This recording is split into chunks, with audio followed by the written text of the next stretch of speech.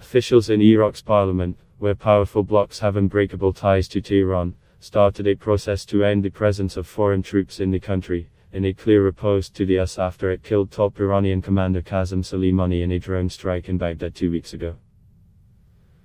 In the wake of the strike, joint US-Iraqi operations against ISIS were put on hold, and Iraq's caretaker prime minister said US troop withdrawal was the only way to protect all those on Iraqi soil, though this week he said that decision would be up to the next government.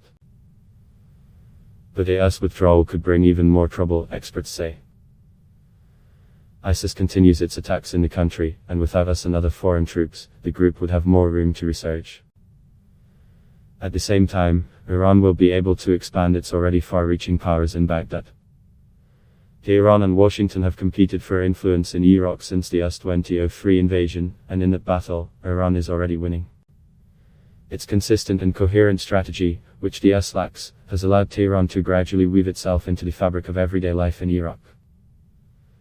It has capitalized on years of war and occupation to form militia groups that have become official factions of the Iraqi military, while economically, it provides an enormous amount of exports that Iraqis have come to rely on. It has made surrogates out of senior Iraqi government officials and members of parliament. Because of those links, the Iraqi parliament's decision to side with Iran after the attack on Soleimani is not surprising. The strike appears to have backfired, to the benefit of Iran's long-term goal, getting the US out of the region. Iran is the most influential state in Iraq now, said Fawaz Gurges, a professor of international relations at the London School of Economics and Political Science. The power is only going to grow if the US leaves. He said that the most important challenge for Iraq now was not ISIS, but rebuilding a working nation, fighting corruption, changing the sectarian-based government to one based on citizenship and professionalizing the army, for example. Iran isn't interested in those goals, Gurges said, and a US withdrawal would embolden it further its reach across the Middle East. If the US leaves, people across the region will think that despite his flowery rhetorical devices, Trump does not really have a strategy for the Middle East and at the end of the day will fold and go home, Gurges said. Being forced out would be a humiliating end to the years-long mission in Iraq, which has sucked up hundreds of billions of US taxpayers' money and left thousands of US soldiers dead. As Secretary of State Mike Pompeo has denied the US will leave, but pointed to a possible reduction of numbers. Gurges sees the proposal as a face-saving exercise for the US that could allow the American troops to stay in small numbers for the fight against ISIS but essentially begin the process of withdrawal.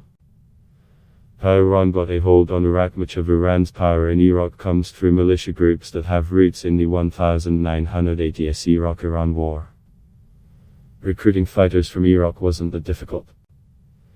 Iraq was a Shia-majority nation led for more than 2 decades by brutal dictator Saddam Hussein, born a Sunni.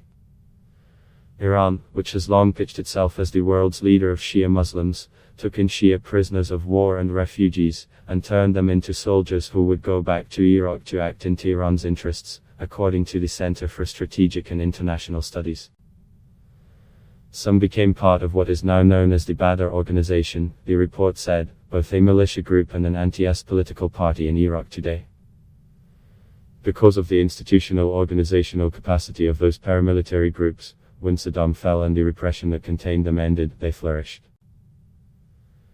They had the capacity to expand and to operate more overtly, said Jack Watling, a specialist in land warfare at the London-based Royal United Services Institute.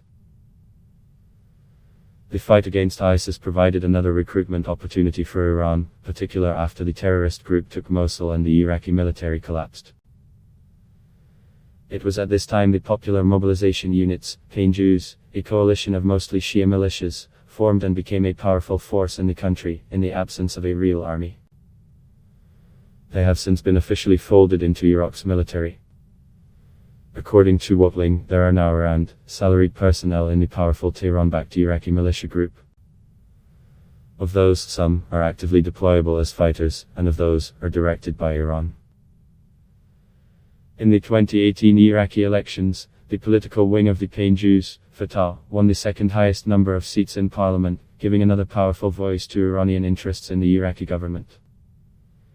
Economically, Iran has ensured Iraq is dependent on it for energy, seeking loopholes and waivers from the US to get around sanctions and sell energy to its neighbor.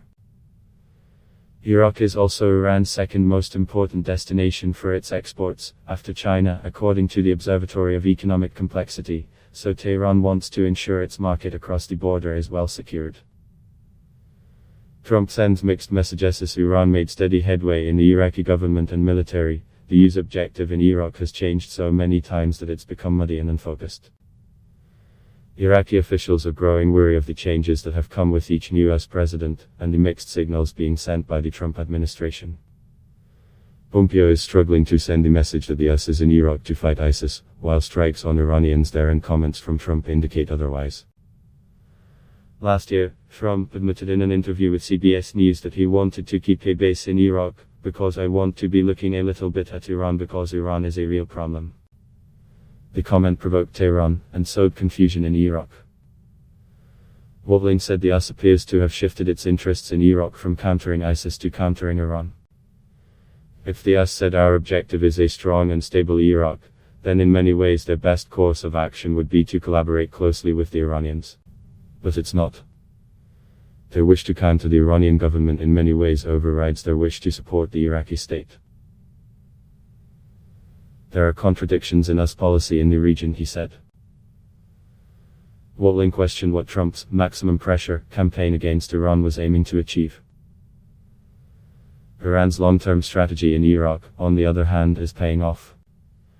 We have seen a broadly unified attempt to ensure that Iran underwrites and limits Baghdad's military capability and that they retain Iraq as a market for their exports and as an economic partner, he said. Winning hearts and minds despite achieving the regime change the US was looking for, with the capture and execution of Saddam, the US left Iraq in 2011 with an unsteady government in place. It had no choice but to send troops back to put out fires with the spread of ISIS. Iran also took part in the fight against ISIS, but it continued with its drive to boost influence in Iraq. But Iran is failing in one key area. It hasn't really won the hearts of the people. Anti-government protesters galvanized by deep economic grievances that have accumulated over many years have found themselves facing off with Iranian-backed forces. Demonstrators were rallying against endemic corruption and cronyism, which they blame on confessionalism, a system of government introduced by the US that divides power based on sectarian affiliation. While Iran didn't create that status quo, it has had a stake in maintaining it. In video footage of some of the demonstrations, protesters can be heard yelling chants against both Iran and the US.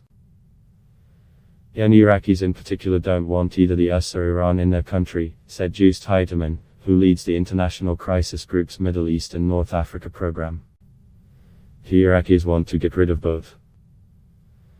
Some might like one more than the other, and they don't want just one of the two alone there, to dominate their country, Heidemann said.